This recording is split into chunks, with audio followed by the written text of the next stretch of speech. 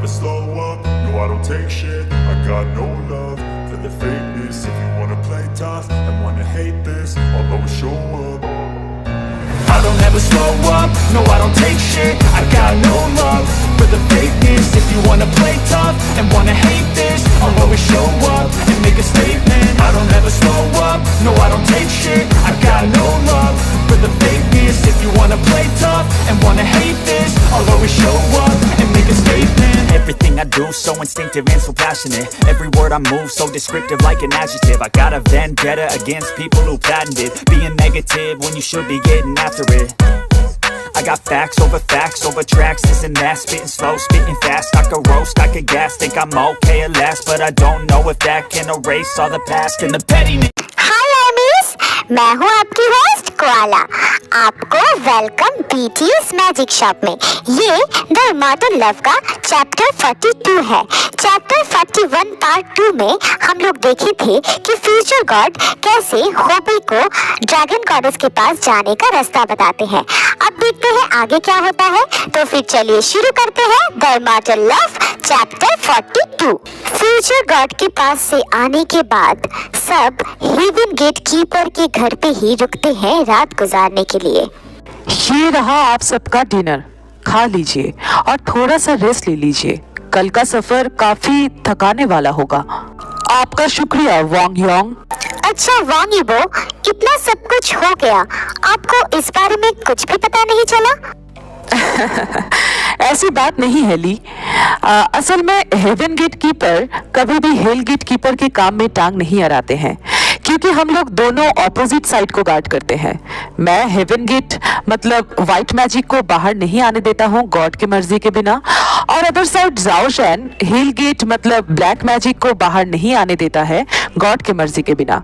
हम लोग दो डिफरेंट पोल्स हैं इस धरती के। हमारा ना कोई शुरू है और ना कोई खत्म। फिर भी जाओजैंग ने गॉड के मर्जी पे कुछ साल अपना घर बसाया, डैड होने का सुख पाया, लेकिन मैं छोड़ो ये सब बातें। हाँ, तुम क्या पूछ रहे थे ली? हाँ, अब याद आया। ऐसा नहीं है कि मुझे पता नहीं था। हेल गेट ओपन होते ही मैं समझ गया था कि कुछ तो गड़बड़ हो रहा है, लेकिन हेवन गेट की अभी भी जिंदा है। मैं गेट को छोड़ के कहीं जा नहीं सकता, इसीलिए पूरी कहानी पता नहीं चला। इतनी बुरी हालत में भी मैं तुम लोगों के पास में नहीं, तुम लोग के साइड में नहीं रह पाया, उसका मुझे खेद है। तो इसका मतलब हेल गेट की तरह हेवन गेट की भी है? हाँ, गेट है तो की भी होगा ना। तो कौन है वो की? क्या आप उन्हें जानते हो? मैं कीपर हूँ पे। मैं की को नहीं जानूंगा तो कौन जानेगा। लेकिन हेलगेट की तरह ये पावर जनरेशन वाइज ट्रांसफर नहीं होता है।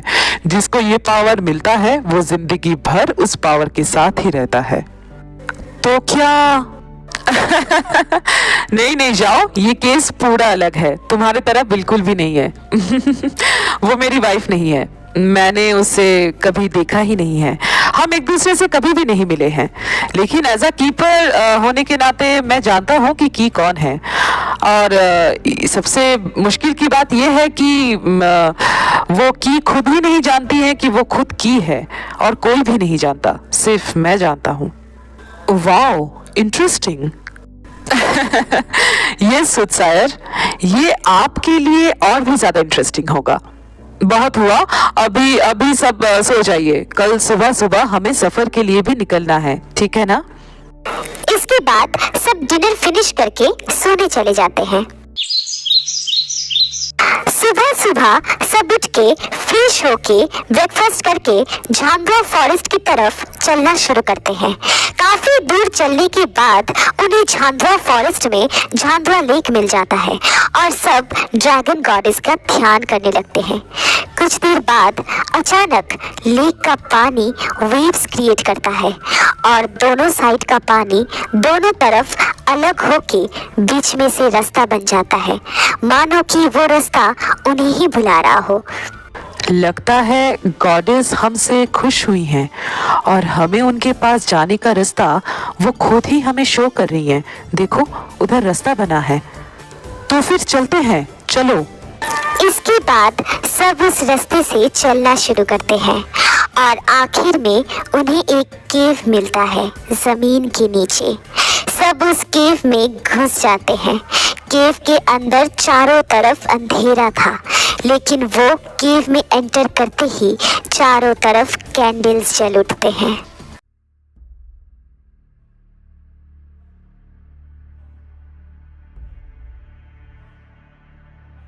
वेलकम सन्स, आखिरकार तुम लोग यहाँ पहुँच गए।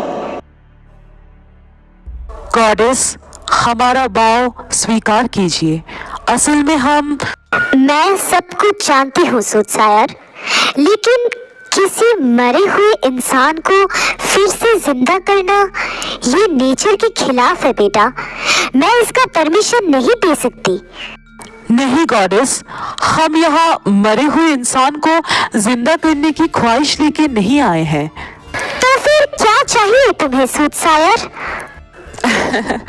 गॉडेस, मैं उन चारों का same power, same energy, same memories के साथ रिबर्थ होने का विश मांगने के लिए आया हूँ गॉडेस। प्लीज प्लीज आप मना मत कीजिए गॉडेस, वरना धरती मुसीबत में पड़ जाएगी। प्लीज आप हमें खाली हाथ मत लौटाइए गॉडेस। प्लीज गॉडेस, मैं आपसे विनती करता हूँ। इंटरेस्टिंग। अच्छा, अर्थ को बैलेंस करने के लिए या फिर खुद के लिए मांग रहे हो सूटसायर? चाहे आप मुझे ग्रीडी समझे, लेकिन दोनों रीजन ही सही है। हाँ, मैं चाहता हूँ कि मेरे बच्चे लौट के आए, और मैं यही भी चाहता हूँ कि इस अर्थ को एक बैलेंस में बनाए रखने के लिए उन्हें यहाँ पे रहना जरूरी है। गॉडेस, प्लीज गॉडेस, आप समझ रहे हो मैं क्या कहने की कोशिश कर रहा हूँ। आप मुझे गलत मत समझिए गॉडेस, प्लीज गॉडेस। ओह सूटसायर, तुम्हारे इस केयरिंग नेचर की वजह से ही तुम्हें ये पावर मिली है। आई एम इम्प्रेस्ड, लेकिन इसके लिए तुम्हें लाइफ डेथ वैली पे जाना पड़ेगा और आइस क्वीन को इम्प्रेस करना पड़ेगा। अगर तुम ये कर पाए तभी तुम्हारा विश ग्रांटेड किया जाएगा, वरना मैं कुछ नहीं कर सकती। हाँ गॉडेस, हाँ, हम इस वैली पे जाएंगे। आप बस उस वैली का जाने का रास्ता हमें बता दीजिए, हम जरूर जाएंगे और हम आइसक्रीम को इम्प्रेस भी करेंगे। प्लीज गॉडेस, प्लीज हमें इस वैली का रास्ता बता दीजिए। इस केव के आखिर तक चले जाओ, वहाँ तुम्हें एक झील दिखेगा। वहाँ आइस क्वीन का सर्वेंट बोट के साथ तुम लोगों का इंतजार करेगा। वो झील लाइफ डेथ झील है, लेकिन हाँ, उस बोट पे बैठने के बाद वो सर्वेंट चाहे तुम लोगों से कोई भी सवाल करे, कुछ भी करे, कुछ भी बोले, लेकिन उसका कोई भी जवाब मत देना, कोई भी एक्शन मत देना, कुछ भी नहीं, वरना तुम वो झील कभी भी पार नहीं कर पाओगे और हमेशा हमेशा के लिए उस झील में कैद हो जाओगे। समझ गया गॉडेस, लेकिन वो आइस क्वीन को हम इम्प्रेस कैसे करें? वो मुझे नहीं पता। वो तुम्हें कुछ भी करने को बोल सकती है और तुम्हें वो करना पड़ेगा, तभी जाके क्वीन खुश हो सकती है। लेकिन सूटसायर, क्या ये करना बहुत जरूरी है?